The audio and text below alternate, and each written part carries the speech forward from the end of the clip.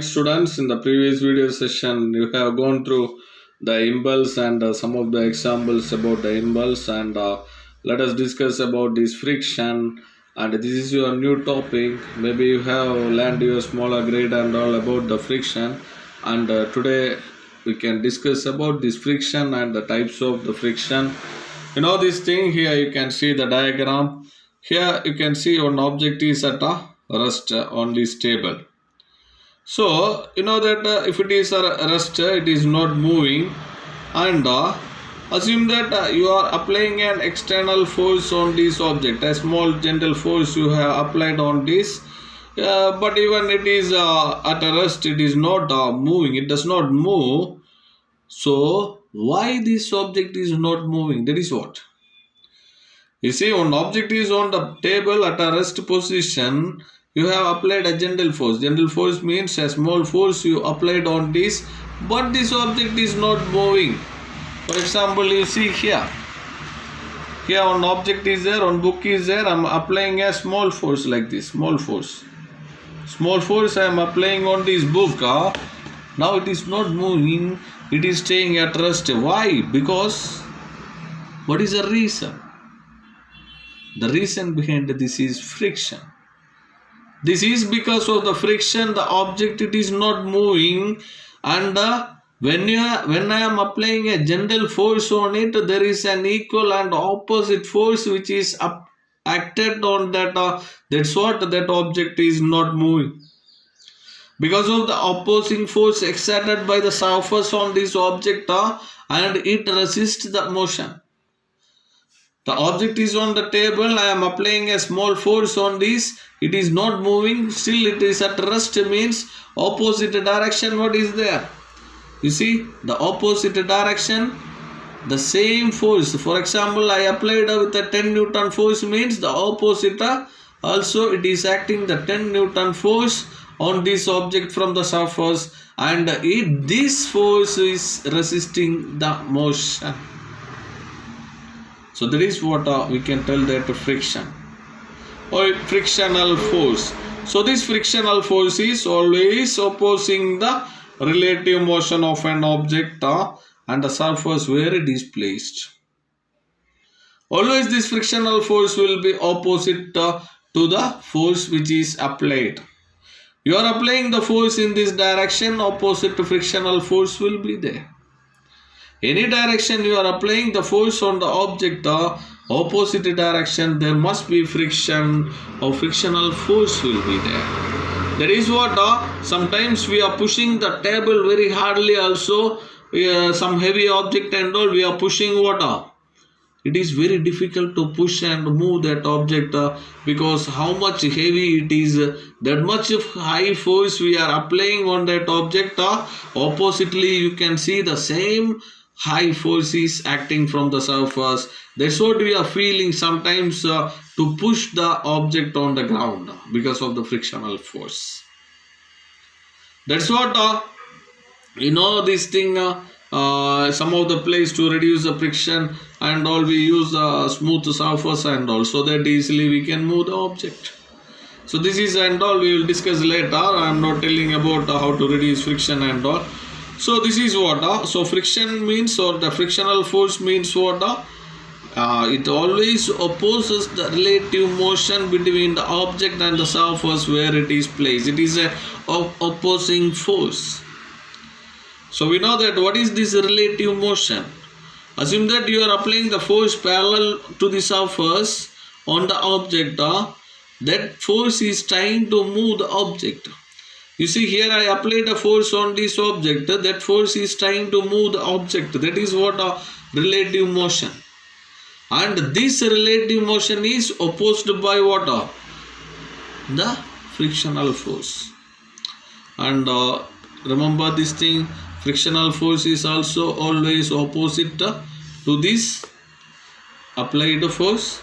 And mainly there are two kinds of friction which is called, we can tell that static friction and kinetic friction. Let us discuss about the static friction and kinetic friction.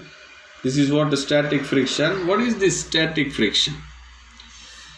Static friction means, assume that here I told I applied a force on this object, or I'll show you the example. Here is the object. I am trying to applying a force on this object. Now you see, even when I applied a force on this object, it is staying at rest. It is staying at rest. So some force which opposes the initiation of this object.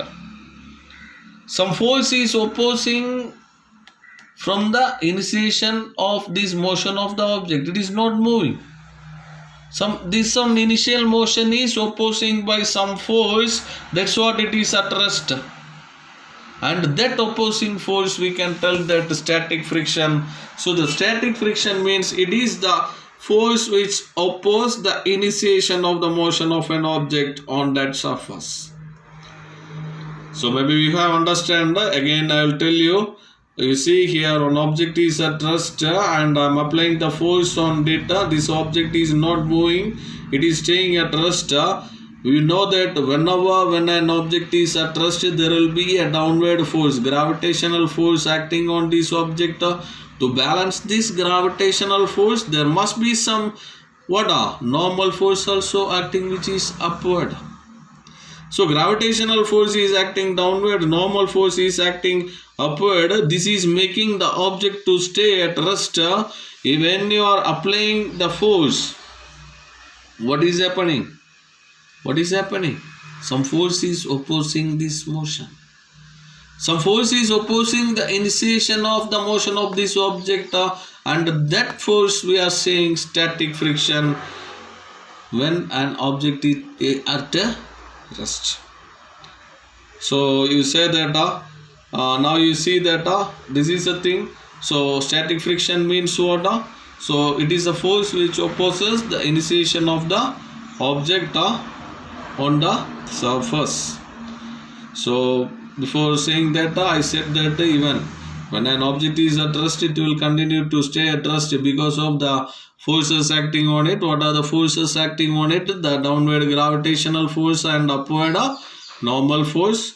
And what is happening? So that is downward force and the upward force is same. So the resultant force will be zero. We know that as a result of this object will stay at rest. Assume that you are applying some object, applying some external force parallel to the surface when the object is at rest. So that what will happen?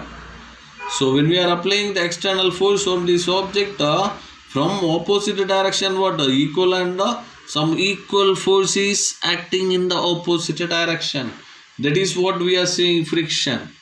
And this one will trying to keep this object at a rest. And this time we can tell that external force applied and the frictional force acting, which is in the opposite direction, both will be in water same. So there is no motion happening in the parallel direction. It is staying at rest. So if you want to move this object, what do we have to do? We have to increase the external force. When we are increasing the external force, we know that this object will start to slide. When we are increasing the external force on this object, the object start to slide. Now what is happening? The magnitude of this frictional force, now here some frictional force is acting, and that one magnitude of the frictional force is what? Now more than this applied force. The magnitude of this static frictional force is less than the applied external force. That's what the object start to slide. So there will be a condition given for this static friction. It is a short answer question. So that you see 0 less than or equal to Fs less than or equal to mu(s) ns. Actually, what is this mu(s) means? We can tell that the coefficient of friction. This is a condition. So 0 less than or equal to Fs less than or equal to mu s n. So n means normal force, mu s means the coefficient of static friction. This coefficient of static friction means nothing. It is just showing the relationship between this frictional force and the normal force. Just to show the relationship between the frictional force and the normal force, we are using a constant of mu s, coefficient of static friction, and the condition is 0 less than or greater than Fs. So the static friction will be greater than what? 0, but it is less than or equal to the normal force. That's what I said. When you are increasing the external force, the object start to slide. When the object is start to slide, now the static friction is less than what? 0. Sorry, greater than 0. Greater than or equal to 0. But now the static friction is what? It is less than this normal force. So to make this relation only, they are using this mu s coefficient of friction. And this is a condition for static friction. And remember this one, this is a short answer question number 8. So what will happen? The static frictional force is always greater than 0. When an object is start to slide, it's static. If it is start to slide, what will happen? The static friction will be greater than the 0, but it is less than what? The normal force. That is a condition. And based on this, we can tell that assume that an object is at rest, there is no external force is acting on the object. Then what will be the static friction on the object? Assume that this object is at rest now. Now this object is at rest, there is no external force act on this object. Now the static friction acting on this object also will be 0, because the object is at rest. Assume that now the object is at rest, there is an applied force, a force is applied to this object. Now the static friction acting on this object is exactly equal to the applied force, but the static friction is still less than the normal force. So two conditions I said. The first condition is what? When this object is at rest, it is what? Staying at rest. Now the static friction is 0. Second thing I said, the object is at rest, but I applied a external force on this object. When I am applying the external force on this object, now the static friction is what? Static friction is greater than 0, but what? It is still less than what? The normal force. And once the object start to slide, what is happening? When the object start to slide, assume that the object start to slide, now the frictional force, the static friction acting on this will be maximum, we can tell. Assume that the last condition, now this is a book, I am keeping one object here, and above this I am keeping another object. Above this book I kept another object. Now I am applying the force. We know that it will be difficult. It is so hard to move this object because now you see it is what? Pressed downward. Now it is pressed downward means the normal force acting on this object also will increase. So when it is pressed downward, the gravitational force acting on it, so that the normal force is acting on it also increasing. When the normal force is increasing, it is more difficult to move this object apart from this normal force. So these are the things we can tell about the static friction. And so static friction means the force which opposes the initiation of motion of an object on the surface. And kinetic friction means, suppose you are applying external force on this object. Sometimes we know that in the class and all, the teacher will ask you to move the desk and the bench. Suddenly you will go and you will pull or push the desk, so that you can see that one bad sound will produce from that desk.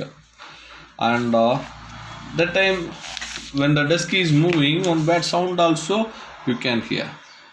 And you can see that that desk or bench you are moving, it start to slide, and that is what we are saying. That time there is an opposing force which is acting on the desk. That is what we are saying, kinetic friction. So if the external force acting on the object is greater than the maximum static friction, then the object starts to slide.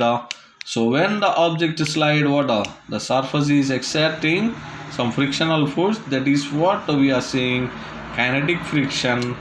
So during this time we can tell that kinetic friction is, there is a condition, kinetic friction will be equal to what? The normal force exerted by the surface. And here we are using the mu k, and here it is coefficient of kinetic friction. To connect these two relation only we are using. And now there is a 3-mark question. So what are the differences between static friction and kinetic friction? You can see here static friction or starting friction, you can tell kinetic friction. So static friction you can tell, starting friction you can tell, then kinetic friction you can tell, sliding friction you can tell, or dynamic friction also you can use. So static friction means, first difference is the salient features of static and kinetic friction. This is one of the important 3-mark question. You can learn this table. So static friction, it opposes the starting of motion, and here it is opposes the relative motion of the object with respect to the surface. This is what already I told, I explained all these things. And the static friction is always independent of the surface area of contact. The same also kinetic friction also independent of surface area of contact. And this coefficient of static friction depend upon the nature of materials. This is depending upon, kinetic friction is depending upon the temperature, nature of the materials, and as well as the temperature. If the temperature is increasing, what will happen means the friction will get decrease. That is what it is depending upon the temperature and the nature of the materials. Actually, if you are using a rough surface, on the rough surface you are pulling the desk, and tail surface you are pulling the desk. Which one will we feel easy? Yeah, we are feeling. Then the object fastly, which one will start to slide? The desk which is on the tails will move first. That is what it depend upon the nature of the materials and the temperature. Next one is depending upon the magnitude of the applied force. And you see here the static friction is depending upon the magnitude of applied force, and kinetic friction, it is independent of the magnitude of applied force. And last one is the condition.